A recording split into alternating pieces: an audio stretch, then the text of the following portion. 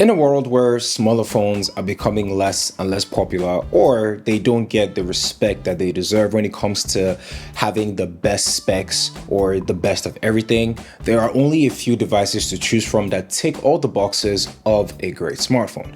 Unfortunately, the Pixel 9 and the iPhone 16 are one or two of those devices. Now, I've had them since launch day, and I've had my many highs and its many lows, and I think I am finally ready to share my thoughts on both of these phones. So let's get into it. Hey guys, my name is Coinsola, but you can call me KJ. I've had a blast using the iPhone 16 and the Pixel 9 simultaneously, and whoever said these two ecosystems can coexist definitely lied. However, I do find myself wishing Google, for example, adopted a few things from Apple and the iPhone 16, and of course vice versa. Now, if you're looking for a compact phone that is also compatible to hold, I think the Pixel 9 is up there with the best of the best. Now, they did make some great changes and not some great changes at the same time. The flat display with the square design is something more budget smartphones should be doing because it reduces the hand fatigue and just makes using this a worthwhile experience on a daily basis. Also, bonus points, it looks like every popular phone in 2024. Smaller hands or not, your thumb can reach all the four corners of your screen without having any issues. And the weight increased last time from the Pixel 8. It is now 198 grams from 187 grams. Now, where the Pixel 9 sort of dropped the ball in my opinion is the back of the phone. So you see, the iPhone 16 and the Pixel 9 both have a glass back, but Apple did things slightly differently. Instead of having a glossy finish like the Pixel, they instead made the back of their phone have a matte finish, giving your hands a more relaxed feel when you're holding it. Obviously, different strokes for different folks, and some may not care, but if you're spending your hard-earned money on a phone for the next 3 or 4 years, you do want something that you can use on a daily basis that is comfortable. But if you ask me which of these phones has the better design or which of these phones is better to use on a day-to-day basis, I'll say they're about the same. Arguably the same size, same square body, same everything, to be honest. The only clear difference here is the camera design, and I always gravitate towards the Pixel because of the Cyclops visor look. It is pretty dope. So the display was something I looked forward to, especially with the Pixel 9 for 3 reasons, and that is the brightness, how you unlock the phone, and its durability. With brightness, this is a great upgrade as it is now 2700 nits of peak brightness, and that is 700 nits more than the Pixel 8. So the visibility issues that I slightly had when going outside last year has been completely fixed. Adaptive brightness responds a lot better to light or visual changes within my environment. It instantly responds to darkness or extreme brightness from the sun. I think the biggest improvement in my opinion is how you unlock the phone, because the Pixel 9 now has an ultrasonic fingerprint reader, which means you get an easier, faster, and more secure way to unlock your phone. You have no idea how long I have been waiting for this.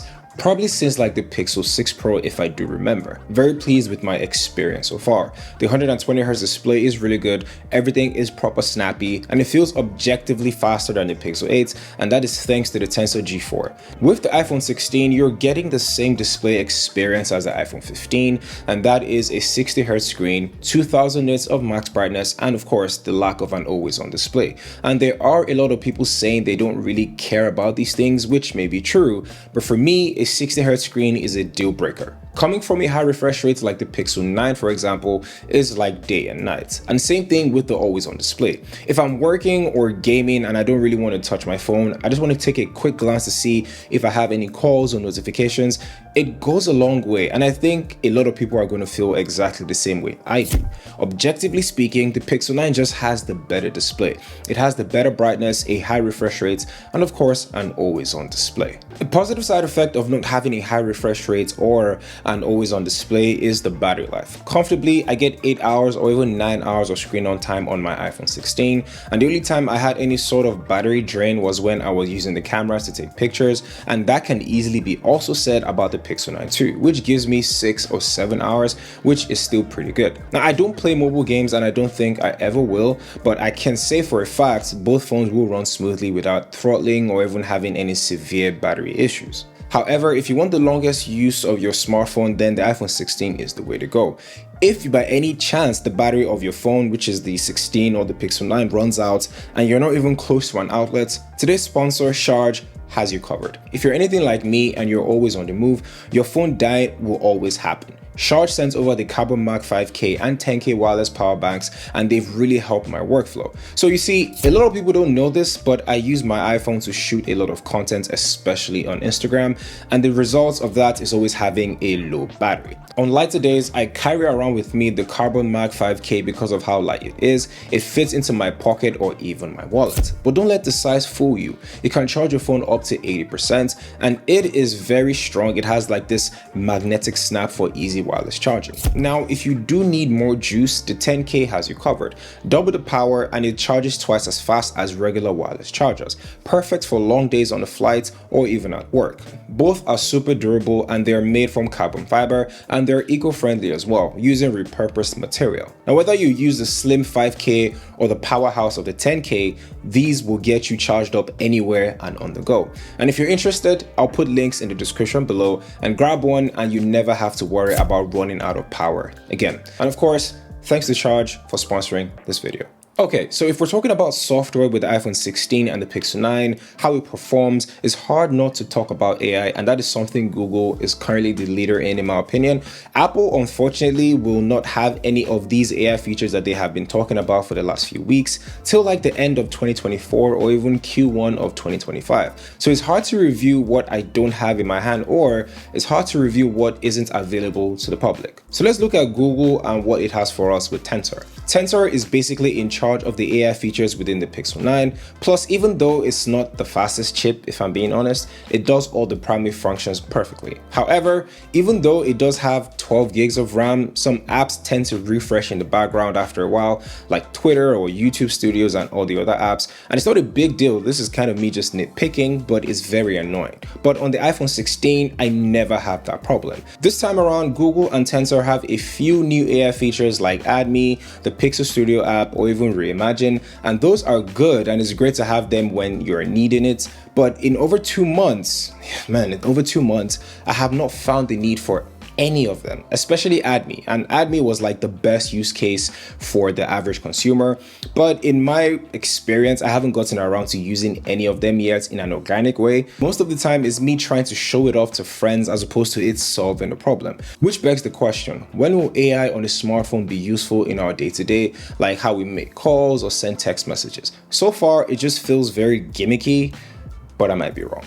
And finally, let's talk about the cameras. The iPhone 16 and the Pixel 9 have dual cameras, but regardless of whatever megapixels they have, this category is the most divisive amongst my viewers, and that's for good reason.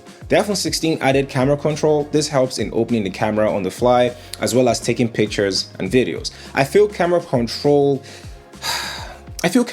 is a huge miss from Apple, but more on that at the end of this video. So with the Pixel 9, this has real tone, which means it will get my exact skin tone with each picture that I take, and I think it nails it every time with each shot. But with the iPhone 16, it reduces the shadows, it makes my skin darker than it should be, but I get comments every now and then that it looks better. I'm not really sure why. You see why I said this category is very divisive. Personally, I'll take the Pixel's image taking processing any single day.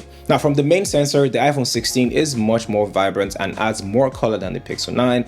Both have great detail, and I think this all comes down to preference, like I've been saying all along, with how it looks and how it feels. They both have the ability to shoot in portrait mode, and when I look at it side by side, I kind of prefer the background blur on the Pixel 9, which just looks more natural without any editing being done. Ultra wide is also good on both phones. The iPhone 16 gathers more detail with each shot, but if we're being completely honest, they both have good cameras or good ultra wide cameras.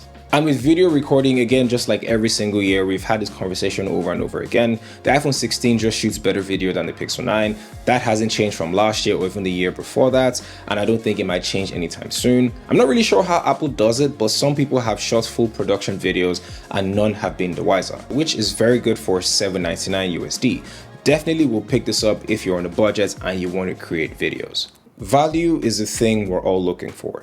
With an ongoing recession, buying a new phone is a very big deal. So let's look at the facts. The iPhone and the Pixels are priced the same, which is $7.99. So it's about what's on the inside than the outside. From an objective standpoint, the Pixel 9 is the bigger upgrade from the iPhone 16 if we're comparing last year's phones. The battery, the display, the design, in every way possible, it is a different phone. Now, the iPhone 16 is similar to the iPhone 15, which is also similar to the iPhone 14, which is also similar to the... You get what I mean. You're getting the same iPhone experience with a few trade-offs each year. And I think the Pixel 9 is just the better phone, but let me know what you guys think in the comments down below, if you agree or you disagree. If you got any value from this video, don't forget to subscribe and like this video. And with that, thank you guys for watching. My name is KJ, and I'll catch you guys in the next one.